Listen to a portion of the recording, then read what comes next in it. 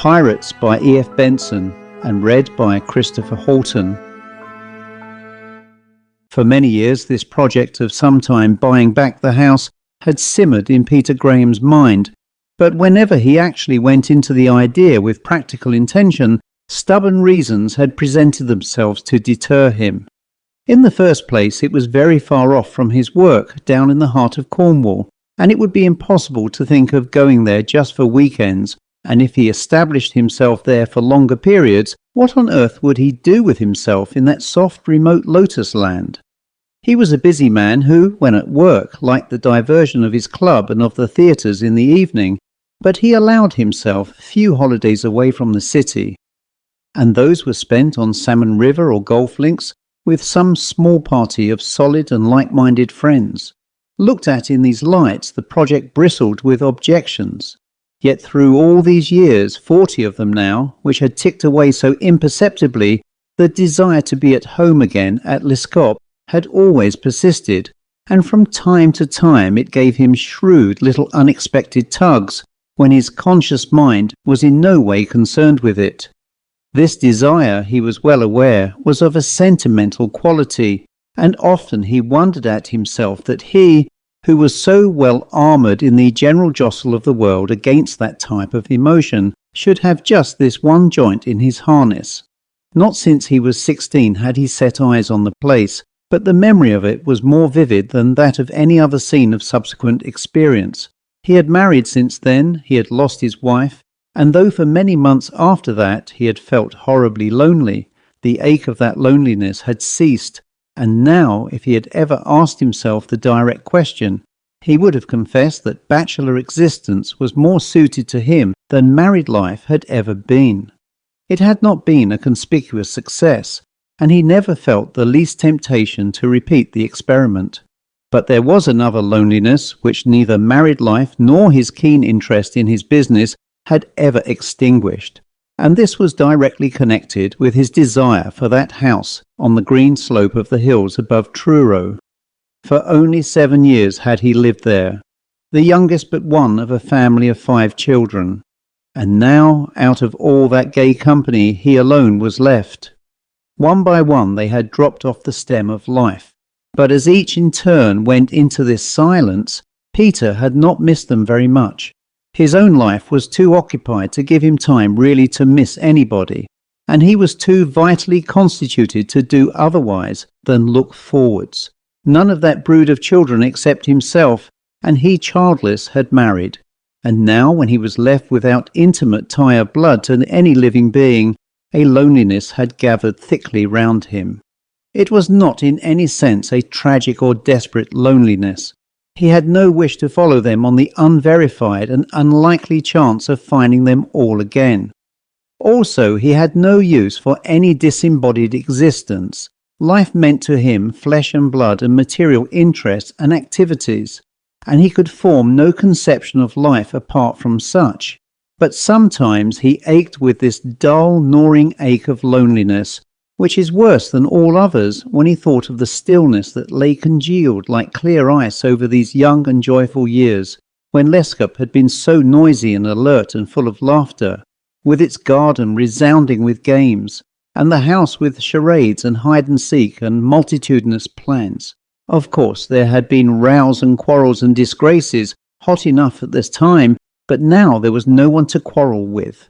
You can't really quarrel with people whom you don't love, thought Peter, because they don't matter. Yet it was ridiculous to feel lonely. It was even more than ridiculous. It was weak. And Peter had the kindly contempt of a successful and healthy and unemotional man for weaknesses of that kind. There were so many amusing and interesting things in the world. He had so many irons in the fire to be beaten, so to speak, into gold when he was working, and so many palatable diversions when he was not, for he still brought a boyish enthusiasm to work and play alike, that there was no excuse for indulging in sentimental sterilities. So for months together, hardly a stray thought would drift towards the remote years lived in the house on the hillside above Truro. He had lately become chairman of the board of that new and highly promising company, the British Tin Syndicate, Their property included certain Cornish mines which had been previously abandoned as non-paying propositions. But a clever mineralogical chemist had recently invented a process by which the metal could be extracted far more cheaply than had hitherto been possible. The British Tin Syndicate had bought the patent, and having acquired these derelict Cornish mines, was getting very good results from ore that had not been worth treating. Peter had very strong opinions as to the duty of a chairman to make himself familiar with the practical side of his concerns, and was now travelling down to Cornwall to make a personal inspection of the mines, where this process was at work. He had with him certain technical reports which he had received to read during the uninterrupted hours of his journey, and it was not till his train had left Exeter behind that he finished his perusal of them, and putting them back in his dispatch case, turned his eye at the swiftly passing panorama of travel. It was many years since he had been to the West Country, and now with a thrill of vivid recognition, he found the red cliffs round Dawlish, interspersed between stretches of sunny sea beach, startlingly familiar. Surely he must have seen them quite lately, he thought to himself, and then, ransacking his memory, he found it was 40 years since he had looked at them, travelling back to Eton from his last holidays at Lescop. The intense, sharp-cut impressions of youth. His destination tonight was Penzance, and now, with a strangely keen sense of expectation, he remembered that just before reaching Truro station, the house on the hill was visible from the train. For often on these journeys to and from school, he had been all eyes to catch the first sight of it, and the last. Trees perhaps would have grown up and intervened, but as they ran past the station before Truro, he shifted across to the other side of the carriage, and once more looked out for that glimpse. There it was, a mile away across the valley, with its grey stone front, and the big beech tree screening one end of it, and his heart leapt as he saw it. Yet what use was the house to him now?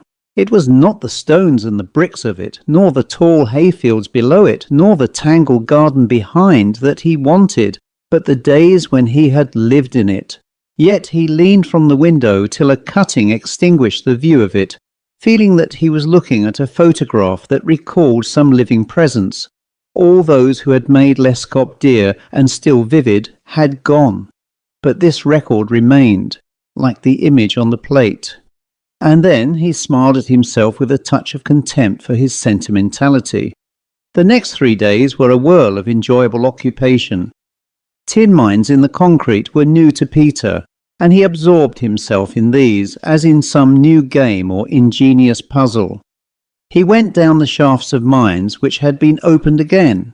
He inspected the new chemical process, seeing it at work and checking the results.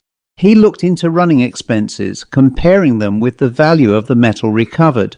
Then, too, there were substantial traces of silver in some of these ores, and he went eagerly into the question as to whether it would pay to extract it. Certainly even the mines which had previously been closed down ought to yield a decent dividend with this process, while those where the lode was richer would vastly increase their profits. But economy. Surely it would save in the end, though at a considerable capital expenditure now, to lay a light railway from the works to the railhead instead of employing these motor lorries. There was a piece of steep gradient, it was true, but a small detour with a trestle bridge over the stream would avoid that.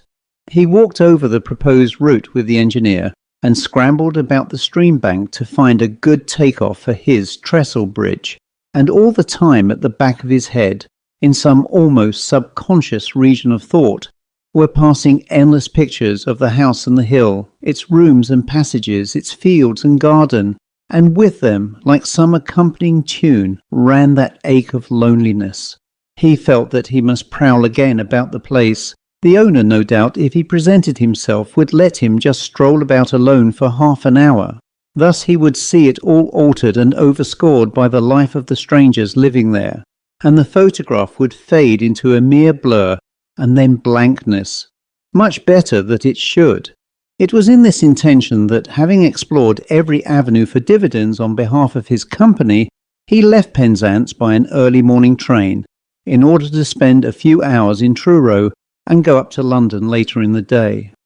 Hardly had he emerged from the station when a crowd of memories, 40 years old, but more vivid than any of those of the last day or two, flocked around him with welcome for his return.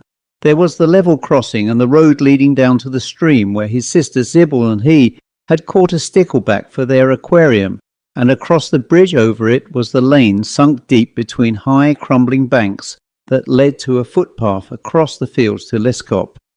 He knew exactly where was that pool with long ribands of waterweed trailing and waving in it, which had yielded them that remarkable fish.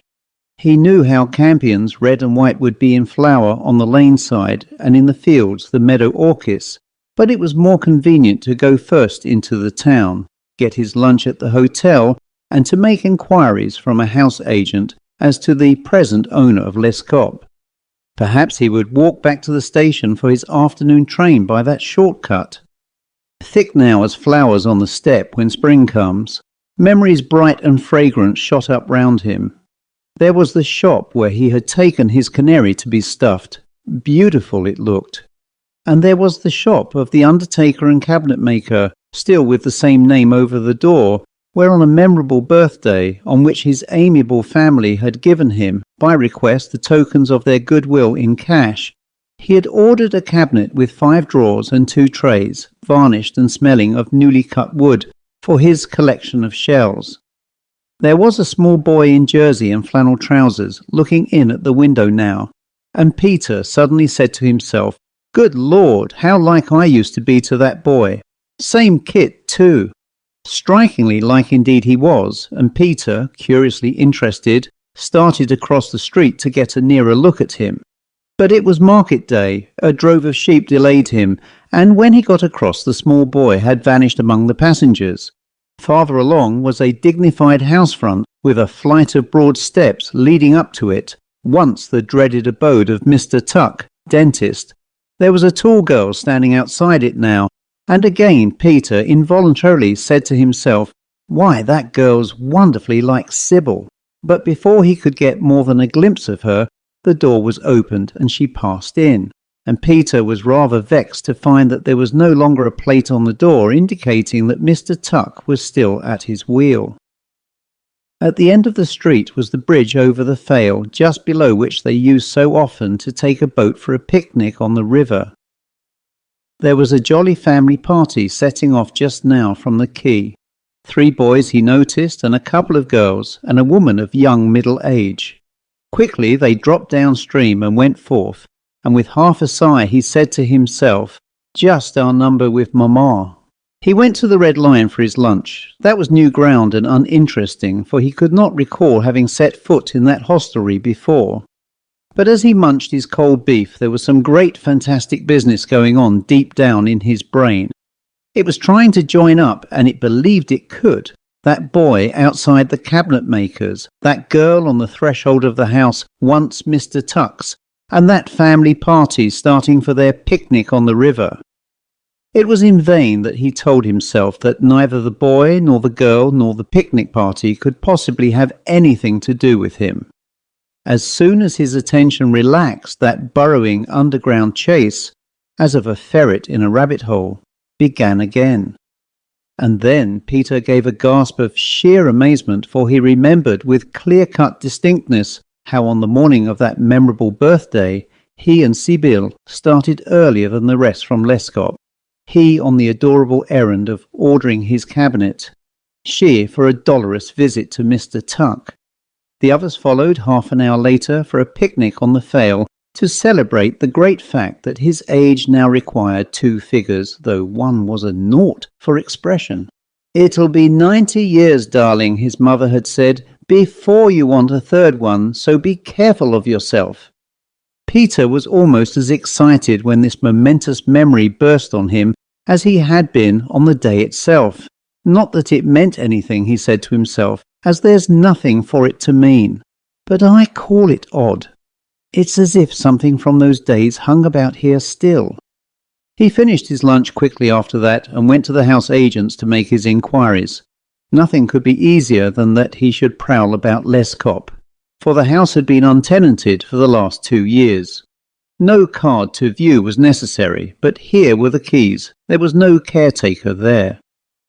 "But the house will be going to rack and ruins," said Peter indignantly. "Such a jolly house too. False economy not to put a caretaker in. But of course it's no business of mine. You shall have the keys back during the afternoon. I'll walk up there now." "Better take a taxi, sir," said the man. "A hot day and 1.5 miles up a steep hill." "Oh, nonsense," said Peter. "Barely a mile. Why, my brother and I used often to do it in 10 minutes. It occurred to him that these athletic feats of 40 years ago would probably not interest the modern world. Pider Street was as populous with small children as ever, and perhaps a little longer and steeper than it used to be. Then, turning off to the right among strange new-built suburban villas, he passed into the well-known lane, and in 5 minutes more had come to the gate leading into the short drive up to the house. It drooped on its hinges. He must lift it off the latch, sidle through, and prop it in place again. Overgrown with grass and weeds was the drive, and with another spurt of indignation, he saw that the stile to the pathway across the field was broken down and had dragged the wires of the fence with it. And then he came to the house itself, and the creepers trailed over the windows, and unlocking the door, he stood in the hall with its discoloured ceiling and patches of mildew growing on the damp walls. Shabby and ashamed it looked, the paint perished from the window sashes, the panes dirty, and in the air the sour smell of chambers long unventilated. And yet the spirit of the house was there still, though melancholy and reproachful, and it followed him wearily from room to room. "You are Peter, aren't you?" it seemed to say. "You've just come to look at me, I see, and not to stop. But I remember the jolly days just as well as you." From room to room he went, dining room, drawing room, his mother's sitting room, his father's study, then upstairs to what had been the schoolroom in the days of governesses, and had then been turned over to the children for a playroom. Along the passage was the old nursery and the night nursery, and above that attic rooms, to one of which, as his own exclusive bedroom, he had been promoted when he went to school. The roof of it had leaked. There was a brown-edged stain on the sagging ceiling just above where his bed had been. "A nice state to let my room get into," muttered Peter. "How am I to sleep underneath that drip from the roof? Too bad." The vividness of his own indignation rather startled him. He had really felt himself to be not a dual personality, but the same Peter Graham at different periods of his existence. One of them, the chairman of the British Tin Syndicate, had protested against young Peter Graham being put to sleep in so damp and dripping a room, and the other, the ecstatic momentary glimpse of him, was indeed young Peter back in his lovely attic again, just home from school, and now looking round with eager eyes to convince himself of that blissful reality before bouncing downstairs again to have tea in the children's room. What a lot of things to ask about! How were his rabbits, and how were Sybil's guinea pigs? And had Violet learned that song, "Oh, 'tis nothing but a shower"? And were the wood pigeons building again in the lime tree? All these topics were of the first importance. Peter Graham the elder sat down on the window seat. It overlooked the lawn, and just opposite was the lime tree, a drooping lime making a green cave inside the skirt of its lower branches, but with those above growing straight, and he heard the chuckling coo of the wood pigeons coming from it. They were building there again then. That question of young Peter's was answered. "Very odd that I should just be thinking of that," he said to himself. Somehow there was no gap of years between him and young Peter, for his attic bridged over the decades which, in the clumsy material reckoning of time, intervened between them. Then Peter the elder seemed to take charge again. The house was a sad affair, he thought. It gave him a stab of loneliness to see how decayed was the theatre of their joyful years, and no evidence of newer life, of the children of strangers, and even of their children's children growing up here could have overscored the old sense of it so effectually.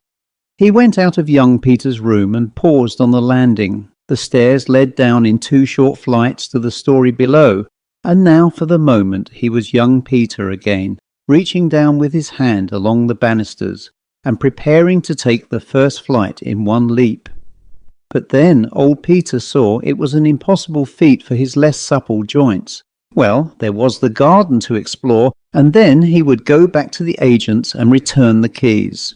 He no longer wanted to take that shortcut down the steep hill to the station, passing the pool where Sybil and he had caught the stickleback, for his whole notion, sometimes so urgent of coming back here, had wilted and withered. But he would just walk about the garden for 10 minutes, and as he went with a sedate step downstairs, memories of the garden and of what they all did there began to invade him. There were trees to be climbed, and shrubberies, one thicket of syringa particularly where goldfinches built, to be searched for nests and moths, but above all there was that game they played there, far more exciting than lawn tennis or cricket in the bumpy field, though that was exciting enough, called pirates. There was a summer house, tiled and roofed and of solid walls at the top of the garden, and that was home or Plymouth Sound, and from there ships, children that is, set forth at the order of the Admiral to pick a trophy without being caught by the pirates. There were 2 pirates who hid anywhere in the garden and jumped out, and counting the Admiral, who after giving his orders became the flagship, 3 ships which had to cruise to orchard or flower bed or field and bring safely home a trophy culled from the ordained spot.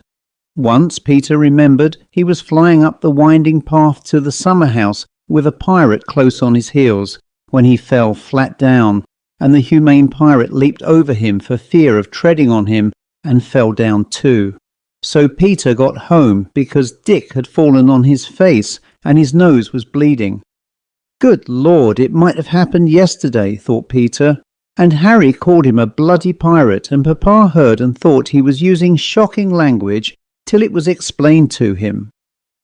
The garden was even worse than the house, neglected utterly and rankly overgrown, and to find the winding path at all, Peter had to push through briar and thicket.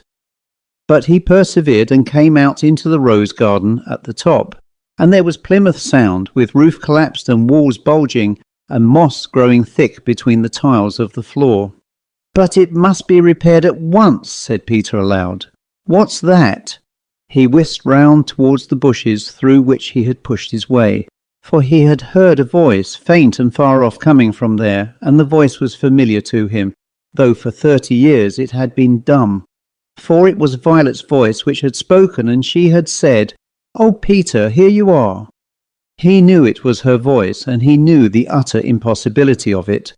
But it frightened him, and yet how absurd it was to be frightened, for it was only his imagination, kindled by old sights and memories, that had played him a trick. Indeed, how jolly even to have imagined that he had heard Violet's voice again. "Vi!" he called aloud, but of course no one answered. The wood pigeons were cooing in the lime, there was a hum of bees and a whisper of wind in the trees, and all round the soft enchanted Cornish air, laden with dream stuff. He sat down on the step of the summer house and demanded the presence of his own common sense. It had been an uncomfortable afternoon. He was vexed at this ruin of neglect into which the place had fallen, and he did not want to imagine these voices calling to him out of the past, or to see these odd glimpses which belonged to his boyhood.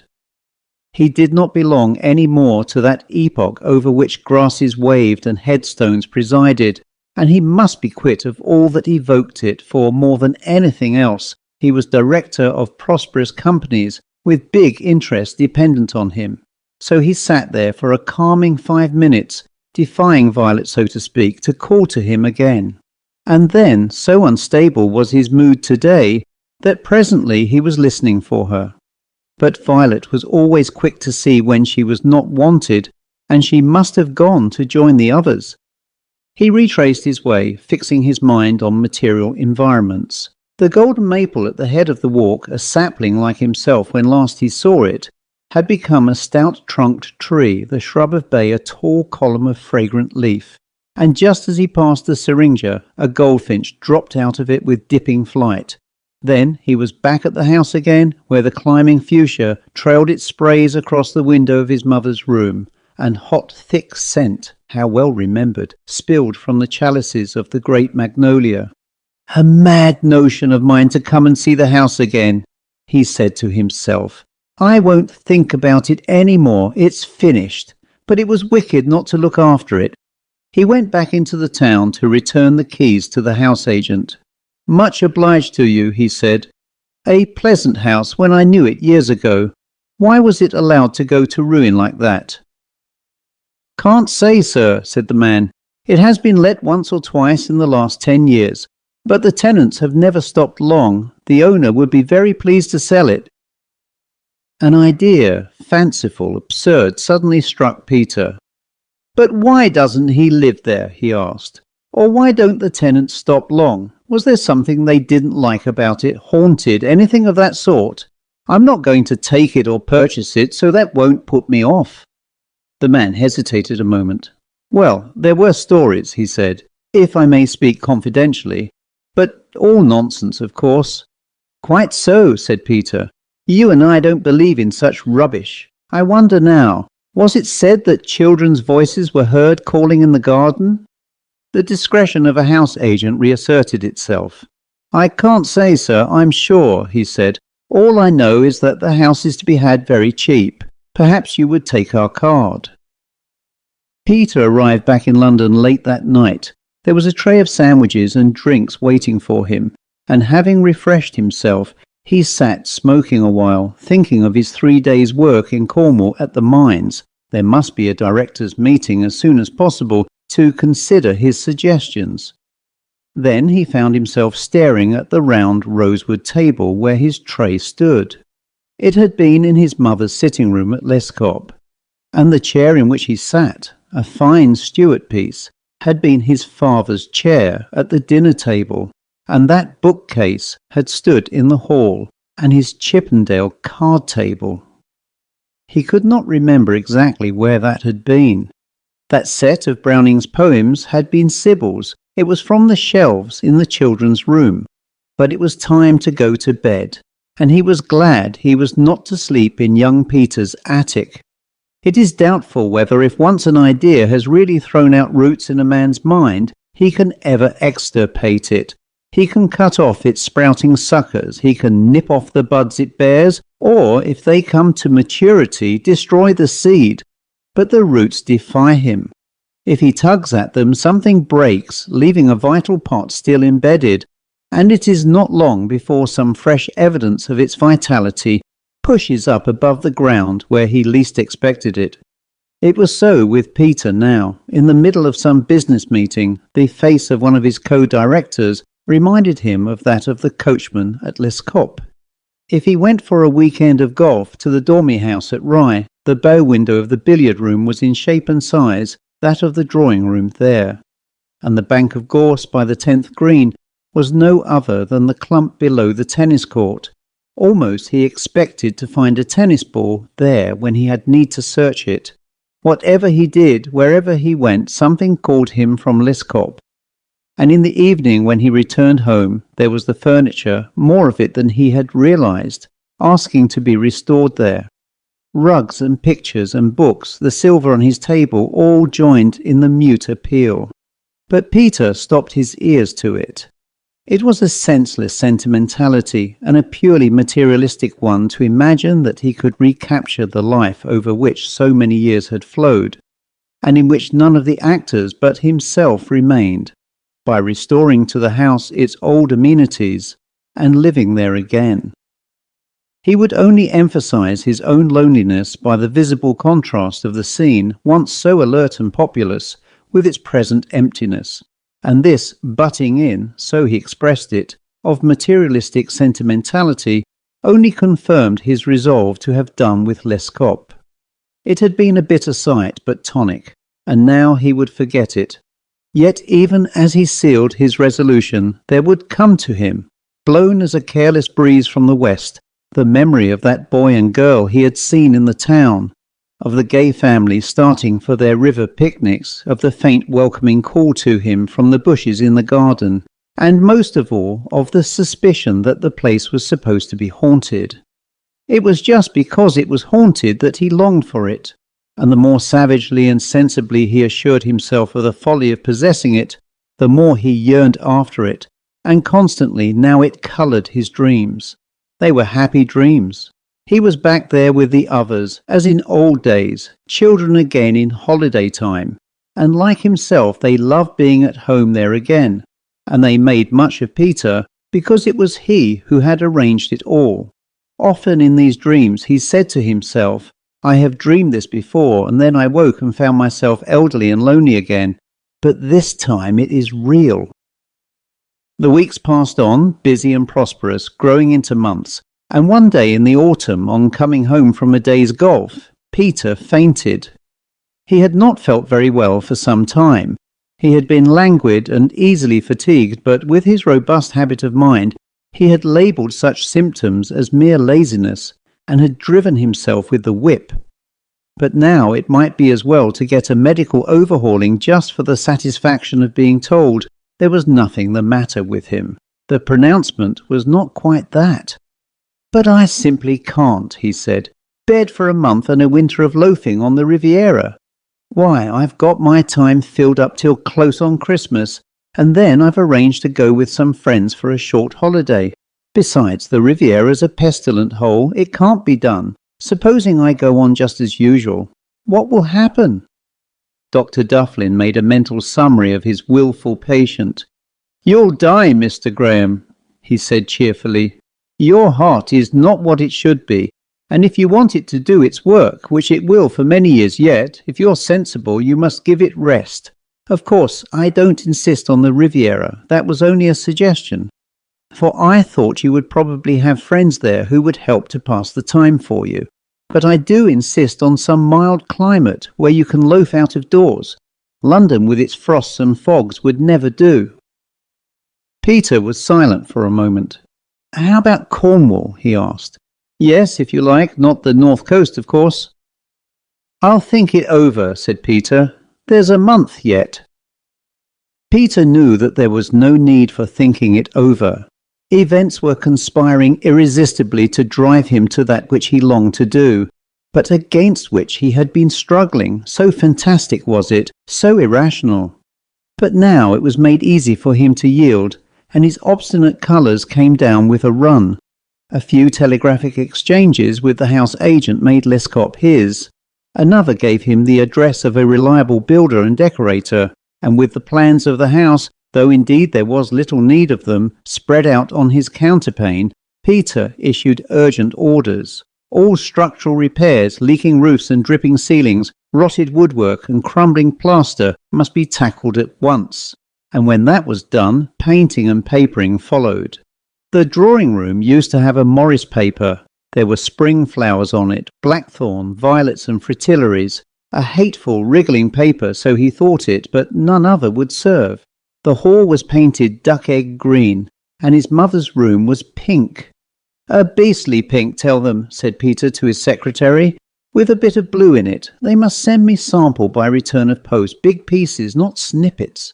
Then there was furniture. All the furniture in the house here, which had once been at Lescop, must go back there. For the rest, he would send down some stuff from London, bedroom appurtenances and linen and kitchen utensils. He would see to carpets when he got there. Spare bedrooms could wait, just 4 servants' rooms must be furnished, and also the attic which he had marked on the plan and which he intended to occupy himself. But no one must touch the garden till he came.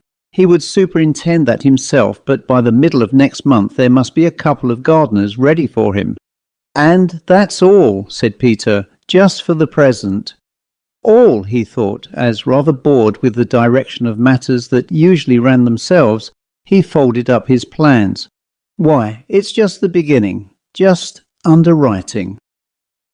The month's rest cure was pronounced a success, and with strict orders not to exert mind or body, but to lie fallow, out of doors whenever possible, with quiet strolls and copious restings, Peter was allowed to go to Lescop, and on a December evening he saw the door open to him, and the light of welcome stream out onto his entry. The moment he set foot inside, he knew, as by some interior sense, that he had done right, for it was not only the warmth and the ordered comfort restored to the deserted house that greeted him, but the firm knowledge that they whose loss made his loneliness were greeting him. That came in a flash, fantastic and yet soberly convincing. It was fundamental. Everything was based on it. The house had been restored to its old aspect, and though he had ventured to turn the small attic next door to young Peter's bedroom into a bathroom, after all, he thought, it's my house and I must make myself comfortable. They don't want bathrooms, but I do, and there it is. There indeed it was, and there was the electric light installed, and he dined, sitting in his father's chair, and then pottered from room to room, drinking in the old friendly atmosphere, which was round him wherever he went, for they were pleased. But neither voice nor vision manifested that, and perhaps it was only his own pleasure at being back that he attributed to them. But he would have loved a glimpse or a whisper, and from time to time, as he sat looking over some memoranda about the British Tin Syndicate, he peered into corners of the room, thinking that something moved there, and when a trail of creeper tapped against the window, he got up and looked out. But nothing met his scrutiny but the dim starlight falling like dew on the neglected lawn. They're here, though, he said to himself as he let the curtain fall back. The gardeners were ready for him next morning, and under his directions began the taming of the jungly wildness. And here was a pleasant thing, for one of them was the son of the cowman, Calloway, who had been here 40 years ago, and he had childish memories still of the garden where with his father he used to come from the milking shed to the house with the full pails. And he remembered that Sybil used to keep her guinea pigs on the drying ground at the back of the house. Now that he said that, Peter remembered it too, and so the drying ground, all overgrown with brambles and rank herbage, must be cleared. "Is sure nasty little vermin I thought them," said Calloway the younger. "But 'twas here Miss Sybil had their hutches and a wired run for 'em, and a rare fuss there was when my father's terrier got in and killed half of 'em, and the young lady crying over the corpses." That massacre of the innocents was dim to Peter. It must have happened in term time when he was at school, and by the next holidays to be sure the prolific habits of her pets had gladdened Sybil's morning. So the drying ground was cleared and the winding path up the shrubbery to the summer house, which had been home to the distressed vessels pursued by pirates. This was being rebuilt now, the roof timbered up, the walls rectified and whitewashed, and the steps leading to it and its tiled floor cleaned of the encroaching moss. It was soon finished, and Peter often sat there to rest and read the papers. After a morning of prowling and supervising in the garden, for an hour or two on his feet oddly tired him, and he would doze in the sunny shelter. But now he never dreamed about coming back to Liscop, or of the welcoming presences. Perhaps that's because I've come, he thought, and those dreams were only meant to drive me, but I think they might show that they're pleased. I'm doing all I can. Yet he knew they were pleased, for as the work in the garden progressed, the sense of them and their delight hung about the cleared paths, as surely as the smell of the damp earth and the uprooted bracken which had made such trespass. Every evening Calloway collected the gleanings of the day, piling it on the bonfire in the orchard. The bracken flared, and the damp hazel stems fizzed and broke into flame, and the scent of the wood smoke drifted across to the house. And after some 3 weeks' work all was done, and that afternoon Peter took no siesta in the summer house, for he could not cease from walking through the flower garden and kitchen garden and orchard now perfectly restored to their old order.